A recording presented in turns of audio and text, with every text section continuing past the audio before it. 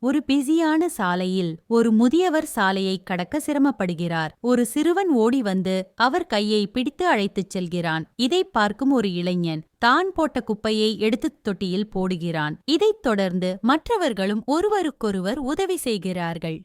நாம செய்யற ஒரு சின்ன உதவி நாம நினைக்கிறத விட ரொம்ப பெருசு. இந்த சிறுவன் கையை பிடிச்சது ஒரு முதியவரைத்தான். ஆனா அது பலரோட மனசையும் மாத்திருக்கு. அன்புங்கிறது ஒரு சங்கிலித் தொடர் மாதிரி. ஒருத்தர் தொடங்குனா அது எல்லார்கிட்டயும் பரவும். உலகத்த மாத்த நீங்க கோடீஸ்வரனா இருக்க வேண்டியதில்ல.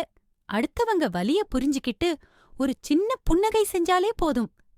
நிழலத் தேடி ஓடுறத விட நிஜமான மனித நேயத்தோட வாழ்றதுதான் உண்மையான மகிழ்ச்சி. நன்மையை விதைப்போம், அன்பை பரப்புவோம். நீங்க கடைசியா யாருக்கு என்ன உதவி செஞ்சீங்கன்னு மறக்காம கமெண்ட்ல சொல்லுங்க.